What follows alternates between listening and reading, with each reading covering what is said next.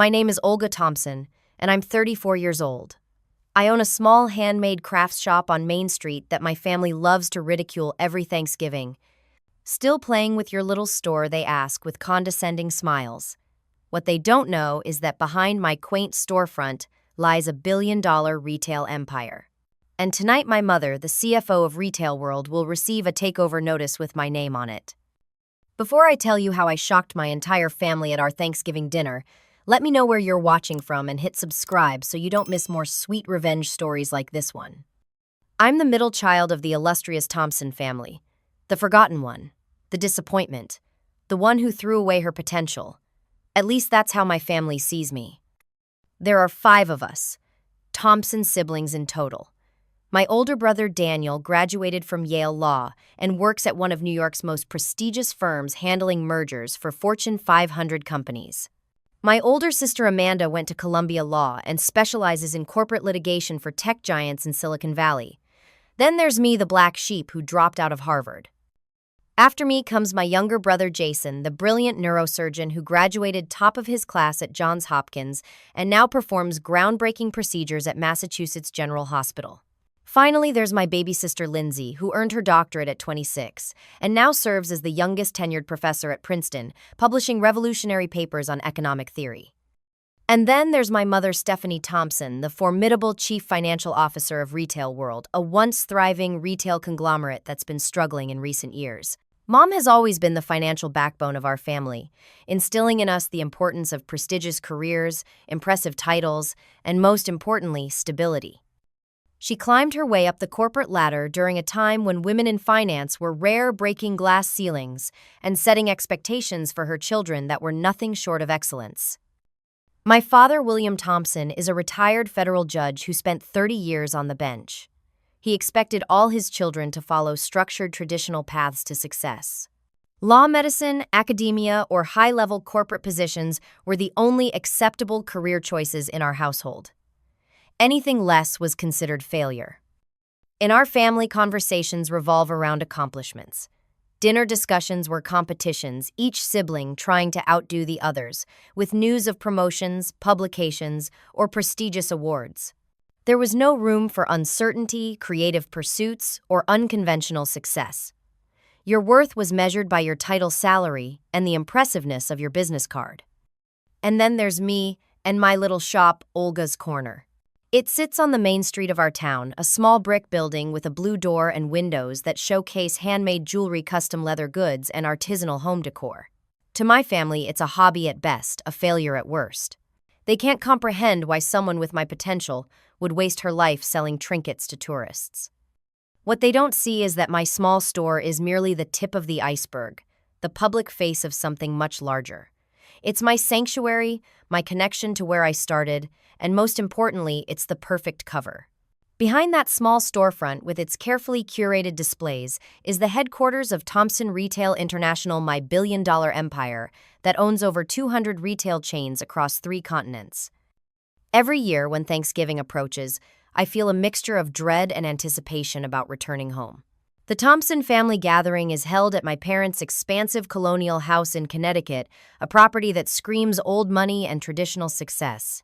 I always arrive with a small bag of my shop's newest items as gifts, knowing they'll be received with forced smiles and later tucked away in drawers never to be used or displayed. This year was different, though. This year I knew something they didn't. After years of research and strategic planning, Thompson Retail International had finally made its move to acquire Retail World, my mother's struggling company. The paperwork would be finalized and announced during our Thanksgiving weekend. My mother would receive the official notice while sitting at our family dinner table, surrounded by her successful children who had followed her approved path.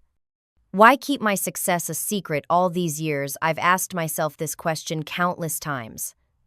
I could have shut them up years ago with a single bank statement or news article. But I wanted to be valued for who I am, not what I own. I wanted them to respect my choices and my path without the influence of money or power. I wanted authentic relationships with my family, not relationships built on what I could do for them. Most of all, I wanted to prove that success doesn't have to look like they think it should. So I maintained my cover running my small shop with genuine passion, living modestly in the apartment above it, driving a 10-year-old car and listening to their condescension year after year. All while building an empire that would eventually swallow the very company my mother had dedicated her life to. As I packed my bag for this year's Thanksgiving trip, I felt a strange mixture of emotions. Vindication was certainly part of it, but also sadness that it had come to this. Part of me still hoped that they might one day have seen my worth without this dramatic revelation. But that day never came, and now I was about to change how my family saw me forever. My different path started long before I dropped out of Harvard. As a child, I was always creating things while my siblings had their noses buried in textbooks. I'd spend hours in our garage repurposing old furniture, making jewelry from buttons and wire or sewing bags from fabric scraps. My siblings would win math competitions and debate tournaments. I would create elaborate dollhouses that sold for hundreds of dollars at local craft fairs. I remember one defining moment when I was 12. Our school held its annual spring fair, and I'd spent months creating handcrafted jewelry and small decorative items to sell. I set up my table with care, arranging my creations with precise attention to detail. By the end of the day, I'd made $437 more than any other student vendor. When my mother came to pick me up, I was bursting with pride. "Mom, look how much I made." I showed her the cash box, expecting her to share my excitement. She glanced at my table and the money with a dismissive look. "That's nice, Olga, but this is just a children's hobby. When are you going to focus on something substantial?" Amanda was preparing for debate nationals when she was your age. That comment stung, but I tried not to show it. "But Mom, people really liked what I made. One lady even asked if I take custom orders." "Sweetheart," she said, her voice taking on that patient tone adults use when explaining something obvious to a child making trinkets isn't a real career. "It's cute now, but you need to develop skills that will get you into a good college." That conversation replayed in my mind countless times over the years.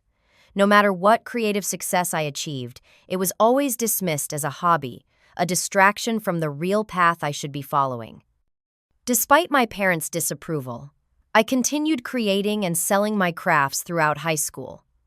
I developed quite a local following, and by senior year, I was making enough money to buy my own car. Still, when it came time for college applications, there was never any question about my path. I applied to Ivy League schools as expected, wrote essays about leadership and business ambitions, and was accepted to Harvard much to my parents' delight. My first year at Harvard was miserable.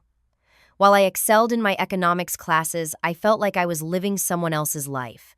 I would sneak away to local craft stores and artisan markets on weekends, finding more joy in those few hours than in all my prestigious lectures combined. By the end of freshman year, I knew I couldn't continue on this path.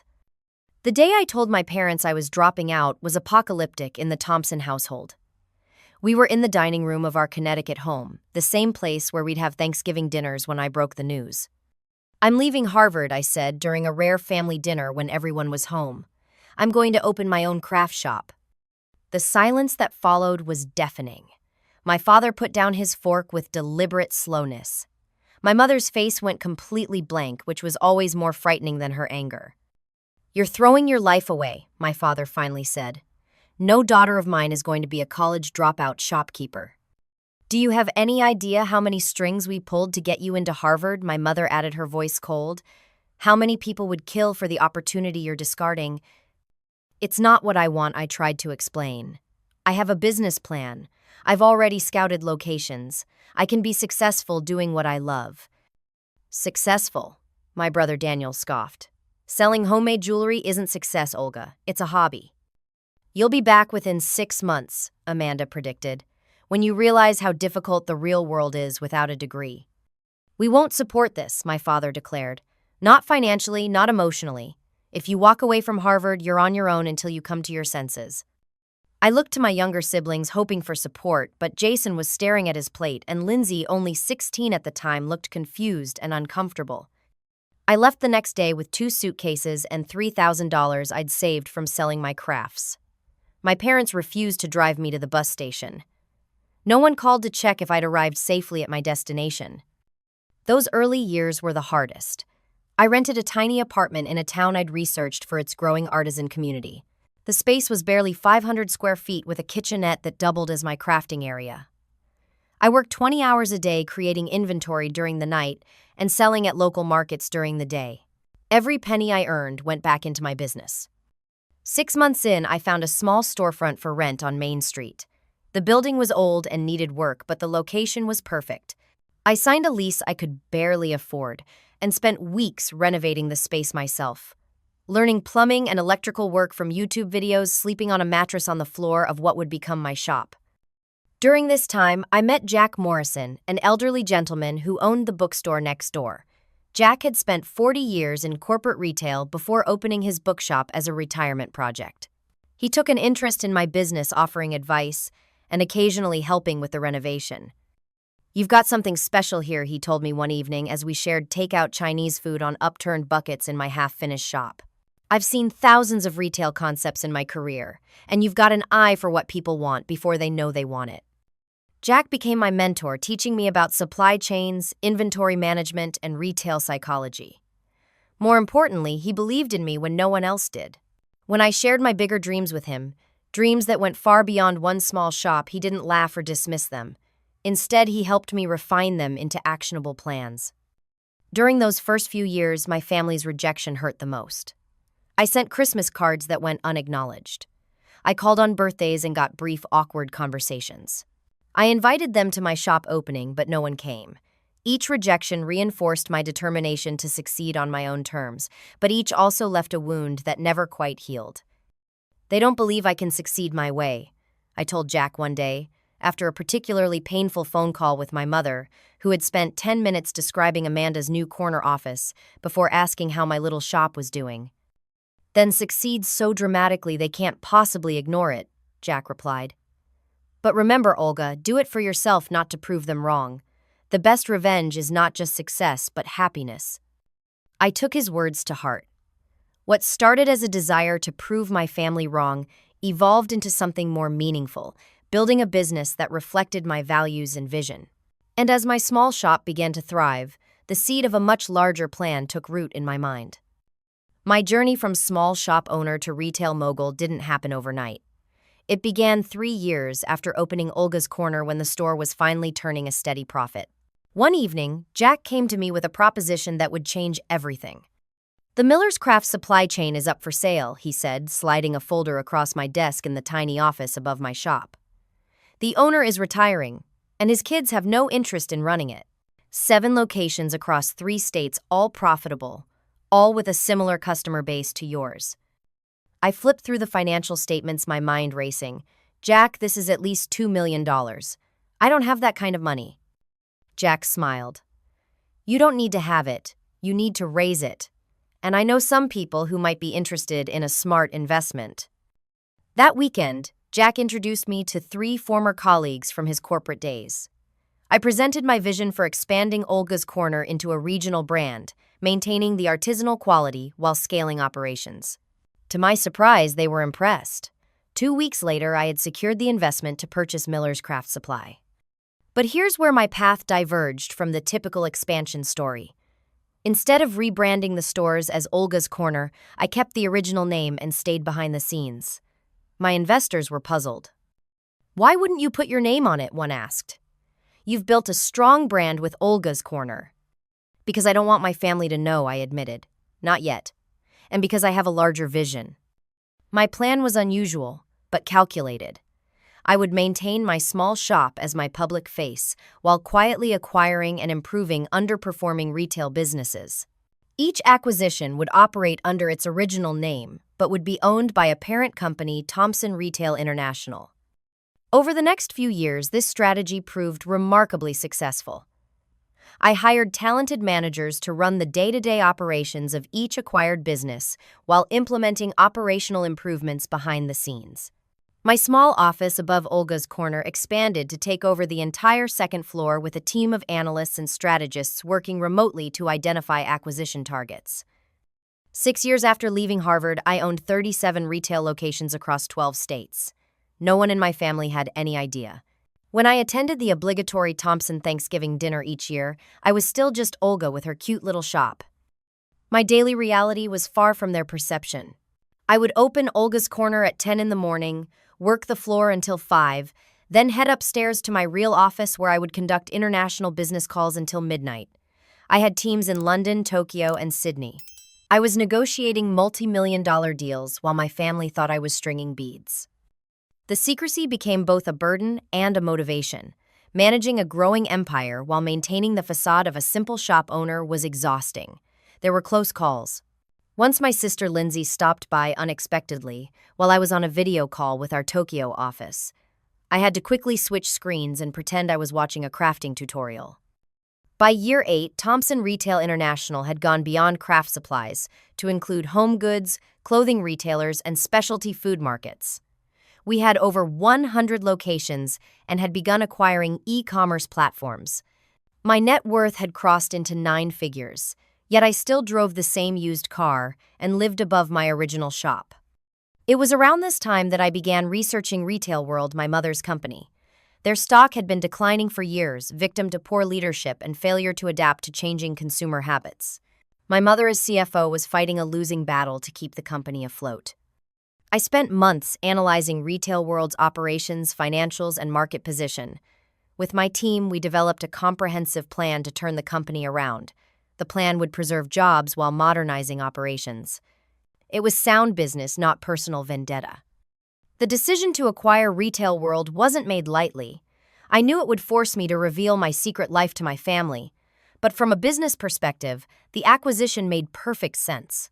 Their retail locations complemented our portfolio, and their supply chain infrastructure would solve several logistical challenges we were facing. The actual takeover process took nearly a year of careful planning.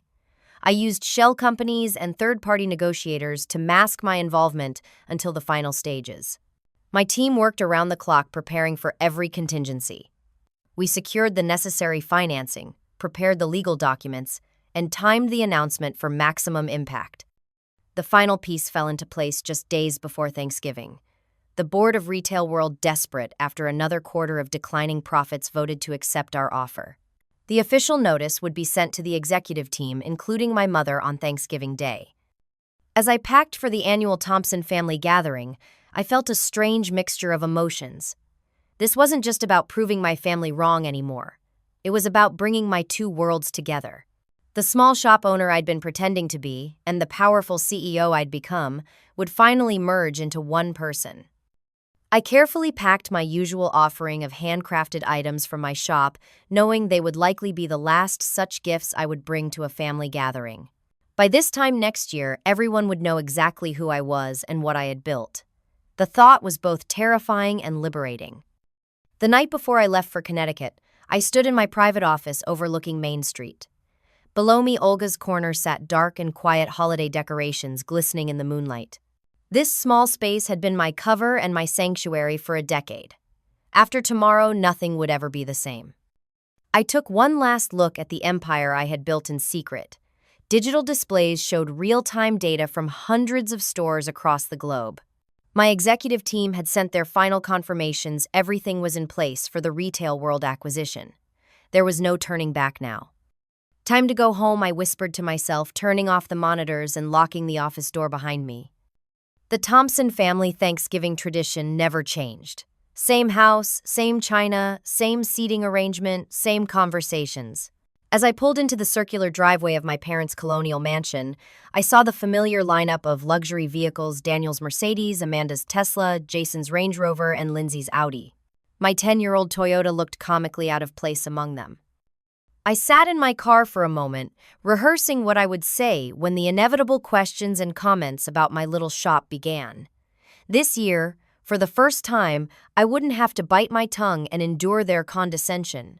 The thought gave me a strange sense of calm. My mother opened the door before I could knock. At 62, Stephanie Thompson still maintained the impeccable appearance of a high-powered executive. Not a gray hair visible in her perfectly styled Bob designer outfit pressed to perfection. "Olga, darling," she said, kissing both my cheeks. "You're the last to arrive as usual. Everyone's in the living room." I followed her through the foyer past the formal dining room, where the table was already set with the Thanksgiving china and crystal that only emerged for special occasions. The living room fell quiet as I entered. My siblings were arranged in their usual tableau, Daniel and Amanda, discussing some legal precedent, Jason, showing Lindsay something on his phone. My father stood at his bar cart mixing drinks. The artist has arrived, Daniel announced, his smile not quite reaching his eyes. At 42, my brother had the polished look of a man who spent his life in boardrooms. His hair was prematurely gray at the temples, which he claimed gave him additional gravitas with clients. I plastered on my practice smile. Good to see you too, Daniel. How's the firm? Excellent. We just closed the Peterson merger last month, $3.4 billion. He took a sip of his scotch. But you wouldn't know about deals like that, would you? And so it began. The subtle digs, the condescending comments, the reminders of the gulf between my perceived small life and their important ones. Amanda rose to embrace me, her expensive perfume enveloping me in a cloud. Olga, you look comfortable, she said, eyeing my simple sweater and jeans. I just got back from Paris. You should really travel more. It broadens the mind. The shop keeps me busy. I replied the same answer I gave every year. Still have that little store, huh? Jason chimed in. He was 32 now, with the confident air of someone who regularly held lives in his hands. You know, there's a physician assistant program that accepts people without completed degrees. I could put in a word. Lindsay, the youngest at 28, at least had the decency to look uncomfortable with the direction of the conversation. Olga's shop is cute, she offered. I showed my students some pictures of your displays when we discussed small business economics. Small business economics. Perfect subject for Olga. Daniel laughed. Very small business. My father handed me a glass of wine. Your sister just made tenure, he announced, as if I hadn't heard Lindsay's news from our occasional text exchanges, youngest in her department's history. Congratulations, Lindsay, I said sincerely. Despite everything, I was proud of my little sister's accomplishments. Thanks, she replied. It's been intense. The publication requirements alone nearly killed me. Speaking of killing my mother, interjected, retail is absolutely cutthroat these days. Retail world is fighting off another takeover attempt. She sighed heavily. Some mysterious conglomerate has been buying up shares. The board is in a panic. This was my cue to ask questions to show interest in my mother's corporate struggles, but Daniel jumped in before I could speak. It's this new retail group, right, Thompson? Something Daniel asked. I heard rumors at the firm. They've been acquiring underperforming retail chains and turning them around. I nearly choked on my wine. My brother had heard of my company but had no idea of my connection to it. Thompson Retail International. My mother confirmed, her expression dark. They've been growing aggressively. Started with craft stores, expanded into other retail sectors. Very smart strategy, actually. If I weren't on the receiving end, I might admire their approach. Any relation, Jason joked, nodding toward me. Maybe Olga's secretly running a retail empire between selling handmade earrings. Everyone laughed, even Lindsay. I forced myself to smile along, taking a larger sip of wine than intended. Dinner's ready, my mother announced, saving me from having to respond. We moved to the dining room, taking our assigned seats. Mine was always between Jason and Lindsay, directly across from my mother, with my father at the head of the table. The same arrangement since childhood, when I was placed between my younger siblings to help them cut their food. As my father carved the turkey, the conversation returned to familiar territory: achievements, accolades, and acquisitions.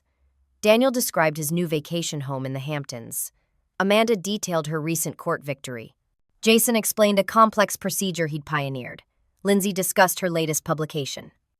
When it came my turn, I started to share news about a new line of handcrafted leather goods I'd introduced at the shop, but Amanda interrupted. Speaking of leather, I just ordered the most amazing custom furniture for my office. Italian leather, absolute top quality. And just like that, my small update was dismissed and forgotten. The pattern was so familiar, I almost found it comforting in its predictability. As the meal progressed, my mother returned to the topic of retail world's troubles. The board meeting tomorrow will be brutal.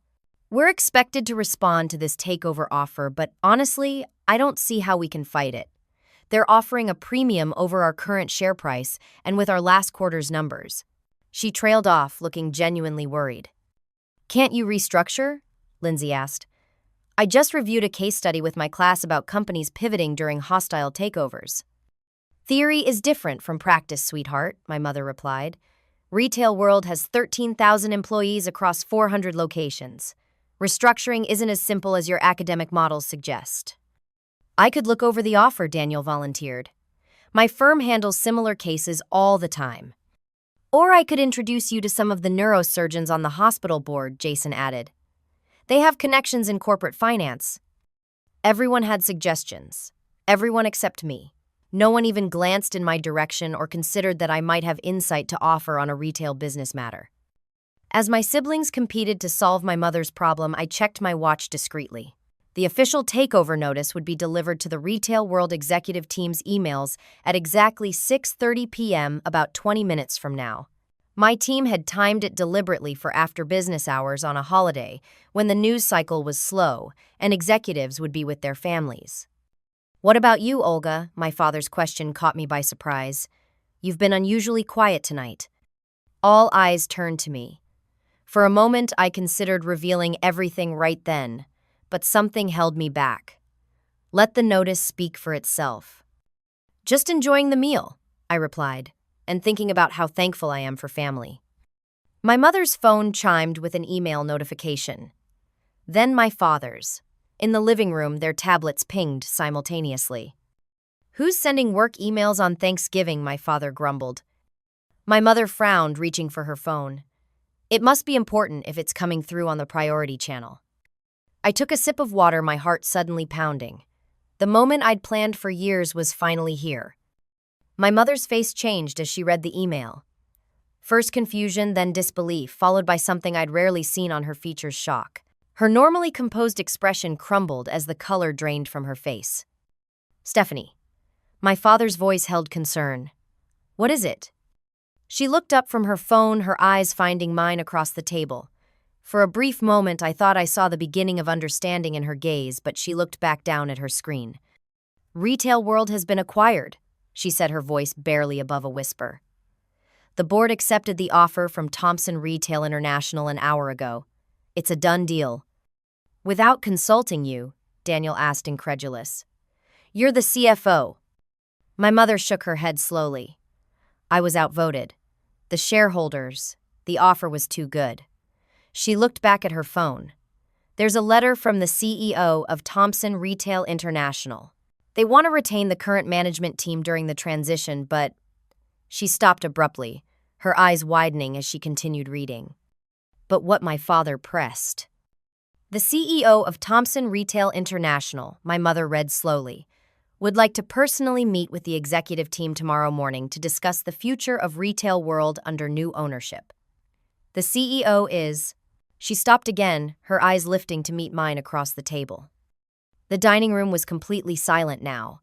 Everyone was watching my mother, confused by her sudden inability to finish her sentence. The CEO is Olga Thompson, she finally said, her voice, a mixture of disbelief and dawning realization. 5 pairs of eyes swiveled to stare at me. I took a deliberate sip of water, set my glass down carefully, and met their collective gaze. There must be some mistake, Daniel said immediately. Another Olga Thompson. A coincidence, Amanda agreed. It has to be. My father was staring at me with narrowed eyes. Olga. I smiled slightly. No coincidence. No mistake. The silence that followed was deafening. My mother was still staring at her phone, scrolling through what I knew was a comprehensive overview of Thomson Retail International's holdings, leadership team, and financial status. The email had been carefully crafted to provide all the information she would need to verify my identity. This isn't possible, Jason said flatly. You run a craft shop. You sell homemade jewelry. I don't run a craft shop, I confirmed. I also run a multinational retail corporation with annual revenues of $8.4 billion, 216 retail locations in 14 countries, and an e-commerce platform that serves over 20 million customers. Lindsay's mouth was literally hanging open. But how? When? I built it over the past 10 years, I replied calmly, while all of you were telling me how I was wasting my potential selling trinkets. This is absurd, Daniel scoffed. You expect us to believe you've secretly been building a billion-dollar company without any of us knowing, without any education or experience. I reached for my handbag and removed my laptop. I don't expect you to believe it. I expect you to verify it. I opened the computer and logged into the secure Thomson Retail International Executive Portal. The screen displayed real-time data dashboards showing performance metrics from hundreds of stores around the world. This is our current operations overview, I explained, turning the screen so they could see. And this, I said, clicking to another screen, is the org chart of our executive leadership team. There at the top was my name and photo connected to a network of C-suite executives, regional directors, and department heads. This could be faked, Amanda said, but her voice lacked conviction. I smiled. You're a lawyer, Amanda. You know how easy it would be to verify. Check the public records. Look up Thomson Retail International's corporate filings. Call the board members. Their contact information is all there in the email Mom received. My mother was already doing just that, her fingers flying over her phone screen. The corporate headquarters, she said slowly, is listed as 343 Main Street. Isn't that your shop's address? The second and third floors above the shop, yes, I confirmed. That's where I manage global operations.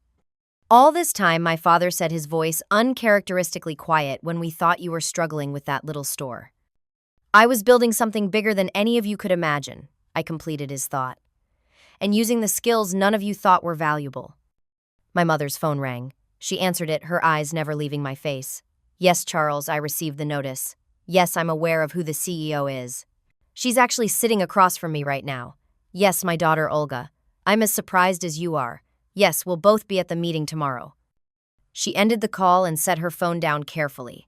That was the chairman of Retail World's board. He confirmed everything. Daniel was shaking his head, still unable to process what he was hearing. This makes no sense. Why would you keep this a secret? Why live above a small shop when you could afford?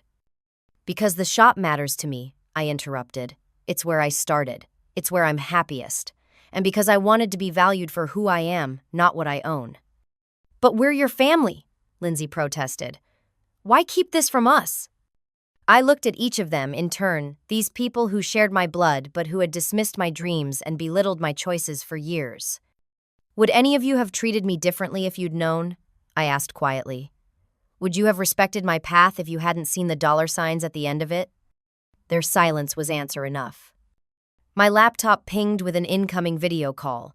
The screen showed it was from Hiroshi Tanaka, my chief operations officer in Tokyo. Excuse me, I should take this, I said, accepting the call. Olga-san, Hiroshi's face appeared on screen. We've received confirmation from the Retail World Board. All systems are go for tomorrow's transition meeting. Thank you, Hiroshi, I replied.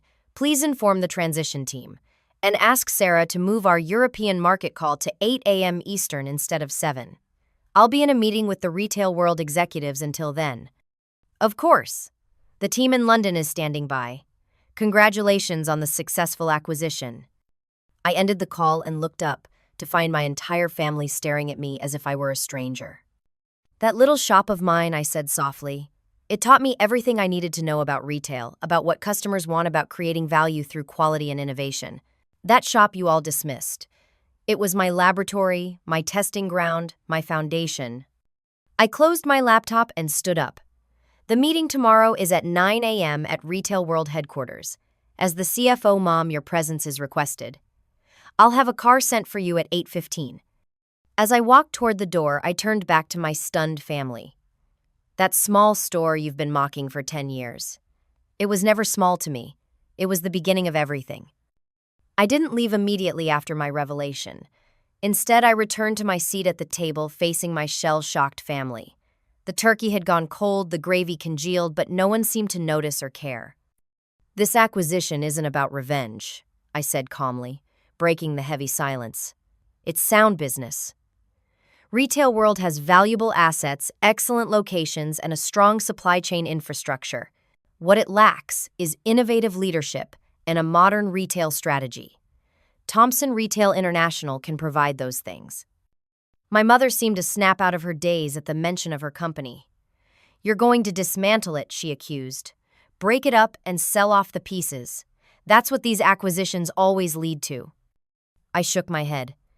Actually, our plan keeps Retail World intact as a subsidiary. We're investing an additional $300 million in modernization and expansion. There will be no layoffs of frontline staff. In fact, we plan to hire an additional 800 people over the next 18 months. You expect me to believe that my mother challenged, after blindsiding us like this? I expect you to verify it, I replied, sliding a folder across the table to her. I had brought it with me, anticipating this moment. This contains our complete 5-year plan for Retail World. Review it tonight. We can discuss any concerns at tomorrow's meeting. My mother took the folder hesitantly. You've been planning this for years, haven't you? Studying our vulnerabilities, waiting for the right moment to strike. I've been studying Retail World for years because it's a significant player in my industry, I corrected. And yes, I identified weaknesses in your business model long before considering acquisition. The same weaknesses you've been warning the board about for the past 3 years if your complaints at previous Thanksgiving dinners are accurate. My mother looked surprised that I had actually been listening to her work grievances all these years. So what happens now, my father asked. His voice had lost its usual authoritative tone. He seemed smaller somehow, diminished by the revelation that his supposedly least successful child had been operating on a level he couldn't comprehend. Now we move forward, I answered. Thompson Retail International continues to grow with Retail World as our newest addition. And more importantly, now you all know who I really am. Who you really are, Daniel repeated slowly. A secret billionaire who's been lying to her family for a decade. Not lying, I corrected, omitting. There's a difference. I never claimed not to be successful. You all simply assumed I wasn't based on your narrow definition of success. Amanda Ever, the lawyer, had been unusually quiet. Now she leaned forward. I have clients who would kill for your business model. The acquisition strategy alone is brilliant. Why didn't you ever say anything? We could have collaborated. My firm could have handled your legal work. I smiled slightly. Would you have taken me seriously 10 years ago if I'd told you my plans? Or would you have patted me on the head and told me to be realistic? She had no answer to that. Jason, always the pragmatist, had moved past shock to curiosity. So the shop was just a cover, a front for your real business. No, I said firmly. Olga's Corner is very real. It's profitable, it's where I do my most creative work, and it's the heart of everything I've built. Every retail concept we roll out across our chain stores begins as a product or display in my shop. It's my laboratory, my happy place, and the public face of a business philosophy that values craftsmanship and authenticity. Lindsay, who had been furiously typing on her phone, looked up with wide eyes. I just Googled you. There's a Forbes profile from last year. The Invisible Retail Queen. How did none of us see this? Because you weren't looking, I said simply. You decided who I was years ago and never bothered to reconsider that assessment. My mother had been flipping through the folder I'd given her. These projections for Retail World, they address every concern I've raised with the board over the past 5 years. How did you know?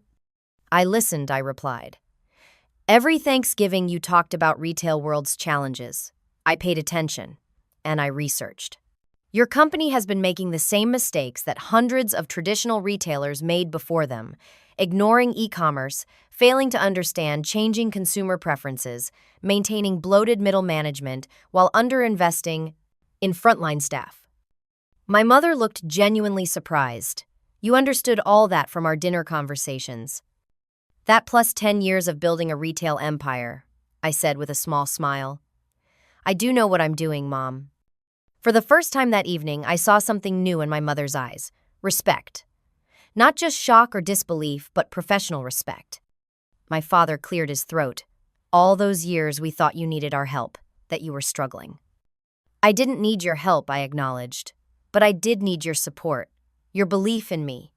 Not because of what I was building, but because I was your daughter following her passion. The room fell silent again as my words sank in.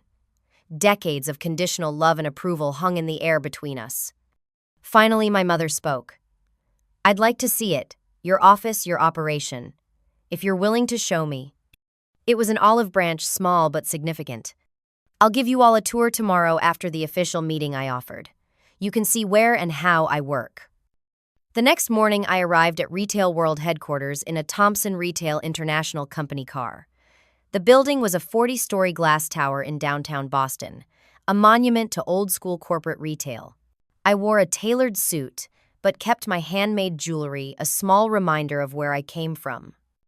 The executive boardroom was filled with nervous Retail World executives when I entered, my mother among them. The tension was palpable. These people had just learned that their company had been acquired by the daughter of their CFO, a woman most of them had never met. "Good morning," I began. "I'm Olga Thompson, founder and CEO of Thomson Retail International. Thank you for joining me today during what I know is a holiday weekend for many of you." For the next 2 hours, I presented our vision for Retail World's future. I addressed concerns, answered questions, and outlined the transition process. By the end, the tension had noticeably decreased. Several executives were actually looking excited about the changes we planned. My mother remained professional throughout, asking pointed questions about financial projections and operational changes. When the meeting concluded, she approached me while the others filed out. "You were magnificent," she said quietly. "I've sat through hundreds of executive presentations, and that was masterful. Where did you learn to command a room like that?" "Practice," I replied. 10 years of building relationships with investors, partners, and employees. You can't run a global company from behind a computer screen." She nodded slowly. "I see that now. Your siblings are waiting downstairs. They're eager for the tour you promised." The tour of my operations started at Olga's corner. I led my family through the shop, explaining how each display was carefully curated to test consumer preferences and product concepts. "This leather bag collection," I explained, pointing to a display near the window, "was the prototype for a line we now sell in 73 stores across our network. We tested pricing, color options, and display strategies here first. We then went upstairs to my actual headquarters. The contrast was striking. While the shop below was warm and artisanal, the second and third floors housed a state-of-the-art global operations center. Glass-walled offices surrounded an open workspace filled with analysts and coordinators. Digital displays showed real-time data from hundreds of stores worldwide. "This is the command center," I explained. "From here, we monitor sales trends, inventory levels, and customer feedback across our entire network." My siblings wandered through the space in amazement. Daniel paused in front of a wall displaying framed articles and awards. "Retail Innovator of the Year," he read from one plaque. "Top 40 under 40. Most influential women in global retail. All this time. All this time I was building something I believed in." I completed his thought. "Something that combines creativity with commerce, that values both artistry and analytics." Later that afternoon, we held an impromptu press conference to announce the acquisition. Business reporters were shocked to discover that the mysterious founder of Thomson Retail International was both a hands-on shop owner and the daughter of Retail World's CFO. As cameras flashed and questions flew, I stood at the podium with my mother beside me. The symbolism wasn't lost on anyone. The established corporate executive standing alongside the innovative entrepreneur, traditional retail meeting modern retail strategy. Thomson Retail International began with a simple belief I told the assembled press: that retail should be both profitable and personal, that craftsmanship matters, that customers deserve authenticity. Retail World's integration into our family of companies will strengthen these values while bringing them to a wider audience. Afterward, as we walked back to our waiting cars, my father put his hand on my shoulder. "I was wrong about you," he said simply. "We all were. I'm sorry it took this to make us see it." I looked at my family, these people who had defined success so narrowly for so long. "Success doesn't always look the way we expect it to," I told them. "Sometimes it looks like a small shop on Main Street that contains an entire world." 1 year has passed since that Thanksgiving revelation. The integration of Retail World into Thomson Retail International has been remarkably smooth, largely thanks to my mother's involvement.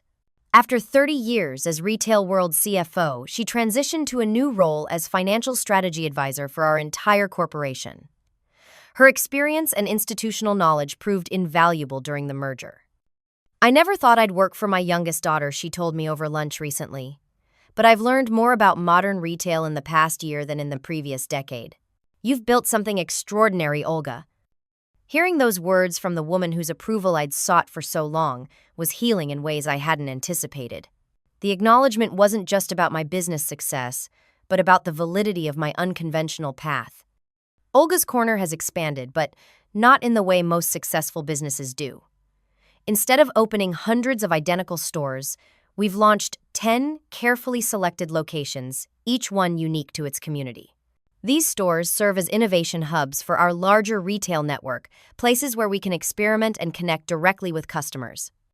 The original shop remains my favorite place to work. I still spend every Monday there crafting new products and speaking with customers. Some are surprised to discover that the woman helping them select handmade jewelry is the same person they've read about in business magazines.